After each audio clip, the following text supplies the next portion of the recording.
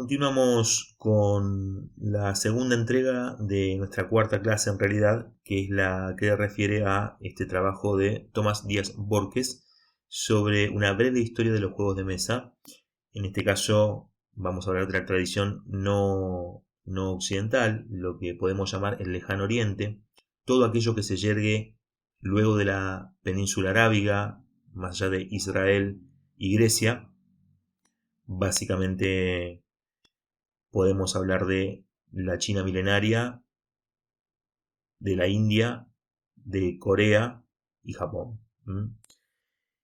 Mundos que se han desarrollado autónomamente del contacto con las culturas occidentales, salvo por breves periodos, ¿no? Por tenues periodos como el establecimiento de la ruta de la seda o la invasión de Atila el Huno sobre Europa, fueron mundos que no han tenido prácticamente contacto. Hasta el siglo IV los mapas europeos reflejan este profundo desconocimiento del resto del mundo, poniendo en el centro, en la centralidad a Israel, que es el corazón de la cultura cristiana occidental, digamos, pero se puede ver que en ellos no hay mucho más allá. Y esto habla de esta desconexión, este aislamiento y este estupor que va a provocar luego, con los viajes de Marco Polo y avanzando en el medioevo, el encuentro con este otro que son los pueblos orientales, ¿no? Pueblos que poseen cierta cosmovisión, imaginario, filosofías que distan o aparecen bastante diferentes de cómo Occidente ha acostumbrado a habitar el mundo, sin ánimo de idealizar ni tampoco exotizar.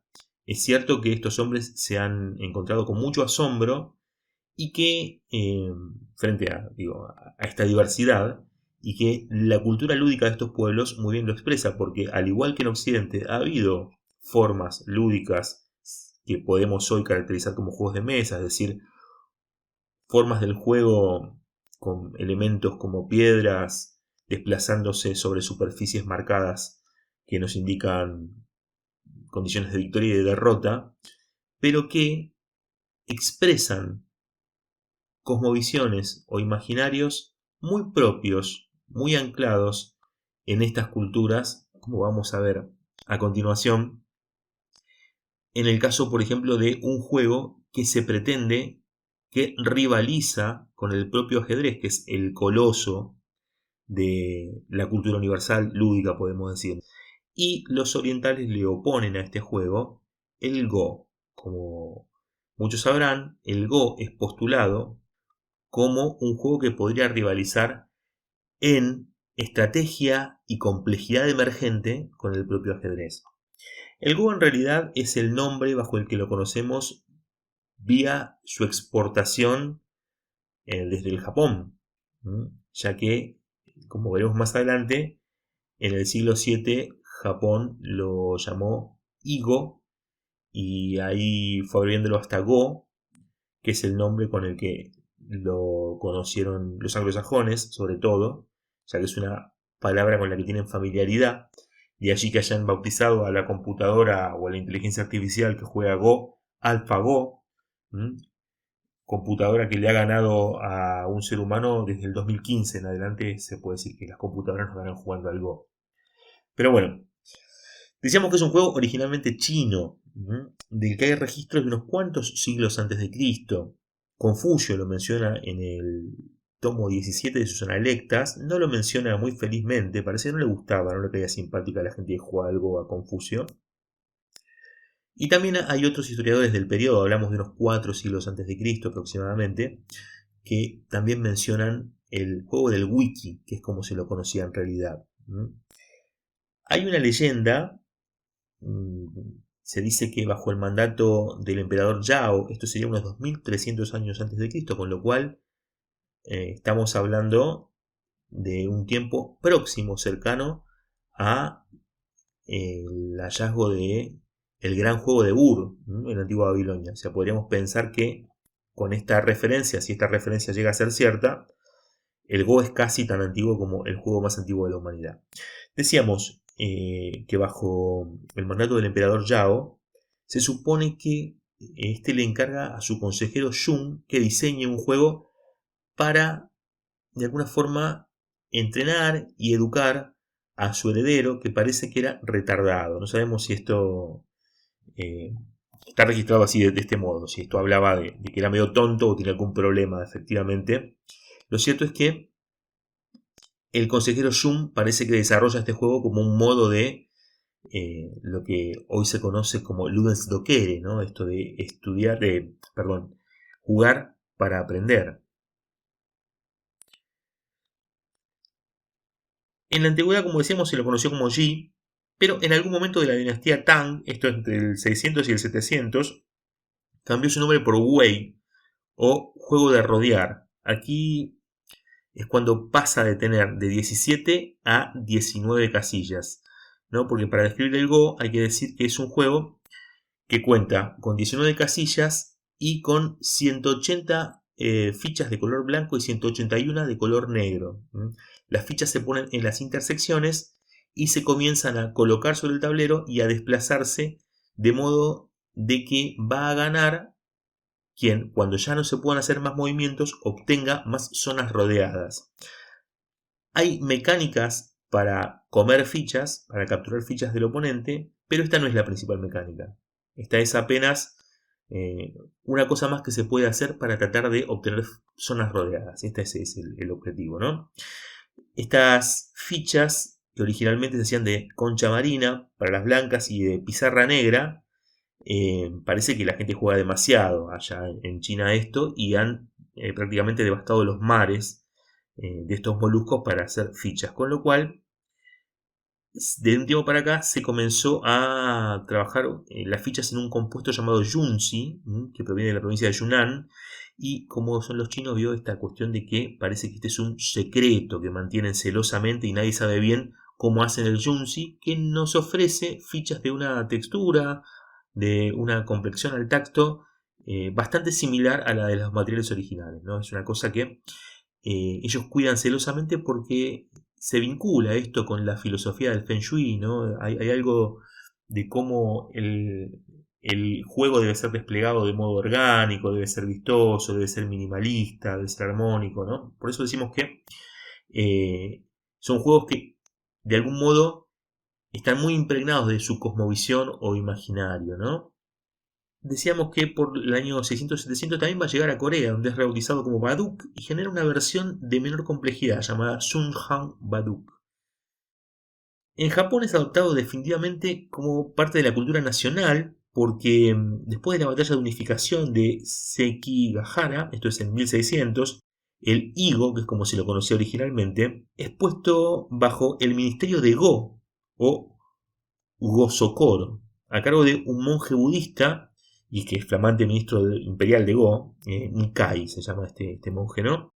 Y va a ser el fundador de Hon-Ibo, primera de una larga tradición de escuelas de Go y también de la estatalización del Go. Acá vemos cómo los japoneses se lo apropian, lo hacen parte de su cultura nacional y lo ponen bajo la égida del Estado, ¿no? En su expansión por Occidente, hubo una adaptación más minimalista. Hay que ver que el Go se expande en los últimos 200 años aproximadamente, ¿no? No tiene mucha historia y de allí que para muchos no ha superado al ajedrez solamente porque no es mucho más conocido, ¿no? Decíamos en su expansión por el occidente de los últimos 200 años, hubo un periodo, el de la Belle Époque, donde tuvo una suerte de reimplementación o de adecuación más minimalista, para muchos ni de lejos poseedora de la complejidad emergente que tiene el juego original, pero que ha sido muy popular y se ha conocido como Reversi. El Reversi también ha sido comercializado en los últimos años bajo el nombre de Otelo por la firma juguetera transnacional Mattel. De hecho, en Argentina hay una asociación argentina de Otelo y es un juego bastante popular. Hay que decir que es un juego bastante popular, es un juego, digamos, vinculado a los juegos de tablero de información perfecta, los juegos de damero, ¿no? Y que es una de las formas en las que hoy se puede conseguir estas versiones, digamos, para principiantes, dicen muchos, ¿no? Porque son versiones reducidas que sirven para entrenar y para iniciarse en el Go. Otros juegos o otra familia de juegos que podemos mencionar son el Bajshal, que es un juego proveniente del Himalaya, ¿no? Más bien netamente de Nepal. Este juego se conecta con una larga tradición de juegos llamados de cacería, que son bastante singulares porque en principio son juegos asimétricos y tienen condiciones de victoria asimétricas. Los tableros reproducen las cacerías que se dan entre distintos tipos de fichas o animales. El Bakhchal o Paso del Tigre, decíamos, es un juego asimétrico que escenifica un conflicto entre cabras y tigres, ¿no?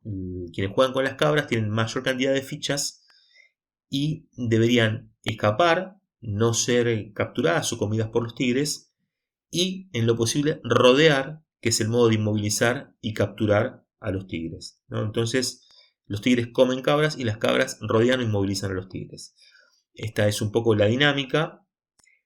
Hay que decir que es un juego que aparece en muchísimas culturas que no han tenido contacto entre sí, ¿no? Como si fuese la suerte de una expresión atávica, de una pulsión latente en los hombres, tramitada por la lúdica, sobre la cacería, el ser presa o el ser predador, ¿no? Esta cuestión aparece recurrentemente y ha aparecido con otros nombres, incluso en países nórdicos, en juegos de la familia de los Talf, que hemos mencionado en la anterior entrega, y en otras tantas culturas africanas e incluso americanas, con diferentes tableros si se quiere, pero con la misma lógica de fichas asimétricas y bajo nombres que de algún modo siempre están escenificando este conflicto, ¿no? Como lobos y ocas, o doncellas y vampiros incluso. Otro juego chino, también de carácter milenario, pero que hoy configura un misterio, es el Liugo, o Liu Po. Este juego posee un tablero con una suerte de laberinto simétrico que parece estar asociado con antiguos diagramas calendarios por el que se desplazarían peones, y a la vez tienen una serie de varillas que se creían que podían fungir como dados de dos caras como en el Senet. Sin embargo, en hallazgos recientes se han descubierto en los mismos lugares dados, con lo cual se descarta la idea de que las varillas sean los dados, y en todas las representaciones aparecen con cierto lugar de protagonismo a la vera del tablero, con lo cual se cree que podrían ser un juego que se practica con dos núcleos diferenciados, uno que es el tablero propiamente dicho y otro con algo que se haría con las varillas a un costado. Esto me hace acordar algunos juegos de mesa modernos. En mi caso me gusta mucho el Cíclades, que es un juego de ocupación de superficie con un mapa, y al lado es un juego de subastas en el que se subasta a los dioses para ver quién consigue el favor de los dioses y puede acumular tropas y demás recursos. No, pero esta idea de que hay cosas que suceden en paralelo y que se interrelacionan o intervinculan, me parece que de ser así, de comprobarse o constatarse que este juego funcionaba así, era un juego muy adelantado para su época, ¿no? Este desarrollo de dos núcleos interdependientes. También hay que decir que en las tradiciones místicas esotéricas chinas aparece comúnmente retratado, ¿no? Tenía un significado ritual aparentemente como el Senet lo tenía para los egipcios, como hemos visto en la anterior entrega. Incluso hay una anécdota, yo no sé cuánta veracidad tendrá, pero se dice que China estuvo en guerra a partir de una partida de Liugo. Esto fue cuando un monarca visitó a otro y jugaron una partida, se insultaron y en un ataque de furia uno le rompió la cabeza a otro con un tablero y lo mató. Entonces esto desató una guerra cruenta que dividió a China unos 200 o 300 años antes de Cristo. Yo no sé qué tan veraz sea esto, pero me pareció que la anécdota revestía cierto color.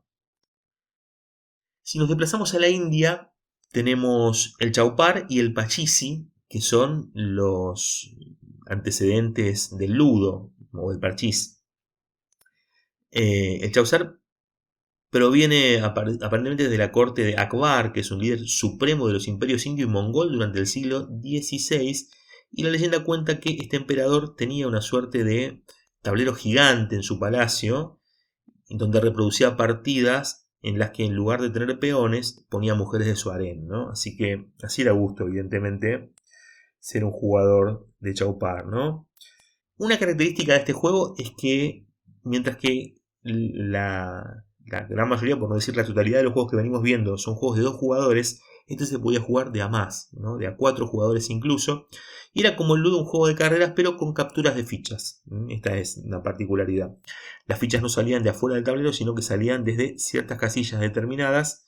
En el caso de Chaupar había unos dados de 4 caras representados por tablillas, ¿no? Tablillas que se arrojaban y literalmente daban alguna de las cifras y se avanzaban las fichas. En el caso de El Pachisi, el motor de la autoridad estaba dado por las conchas caurí, un molusco que se utilizaban como dados de 2 caras, de cara cruz, ¿no? Y una particularidad es que las fichas, cuando pasaban por la casilla de otra ficha, la podían levantar y formar un bloque de fichas que podían empezar a avanzar de a 2 juntas o de a 3 juntas. Cuando encontraban fichas rivales, si este bloque las superaba en número, las capturaba, ¿no? Entonces, una mezcla de juego de carreras con juego de captura.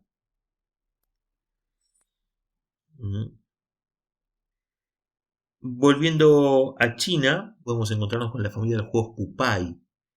Y el Mahjong es el más conocido, ¿no? Los juegos Pupai incluyen a juegos consistentes en conjuntos de cartas. Básicamente fueron juegos de cartas en algún momento, pero por algún motivo vinculado seguramente a la dificultad de construirlos en estos materiales, han ido evolucionando a pequeñas tablillas o losetas, ¿no? Se supone que Pupai es una palabra china que significa placas o tejas, ¿no? Entonces, básicamente son fichas, en algún momento construidas en marfil, posteriormente en otros materiales, hasta nuestros días, donde la baquelita es el preferido y hay versiones más baratas del plástico.